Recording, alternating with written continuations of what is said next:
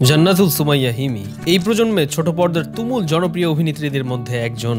অভিনয়ের সুনিপুণ কৌশল ও দক্ষতায় খুব অল্প সময়ে দর্শকদের মনে জায়গা করে নিয়েছেন তিনি। তার নাটক মানেই দর্শকের crore crore view. Comedy, serious দুই ধরনের গল্পেই ছুটে চলেছেন আপন মহিমায়। নাটক প্রকাশ হওয়ার সাথে সাথেই দর্শকদের ভালোবাসায় সিক্ত হন তিনি।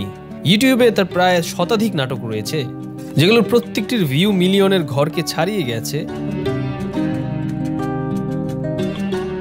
কাজ করে যাচ্ছেন মোশাররফ করিম, অপূর্ব থেকে শুরু করে ছোট পর্দায় শীর্ষ সব তারকাদের সাথে। তবে নিলয় আলমগীরের সাথে তার রসায়ন দর্শক জনপ্রিয়তার শীর্ষে, আর তাই তো নির্মাতারাও এই দুজনকে নিয়ে কাজ করতে পছন্দ করেন। হিমি 1993 সালে ঢাকায় জন্মগ্রহণ করেন। 2014 সালের একটি রিয়েলিটি শোর মাধ্যমে মিডিয়ায় হিমির আগমন ঘটে। তবে প্রথম আলোচনায় আসেন 2017 সালের মিস ওয়ার্ল্ড বাংলাদেশ প্রতিযোগিতায় অংশগ্রহণের মধ্য দিয়ে।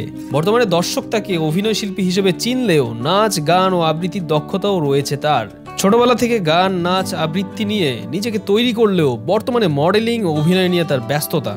এখনও অভিনয়ের পাশাপাশি নাচও নিয়মিত চর্চা করে যাচ্ছেন হিমি।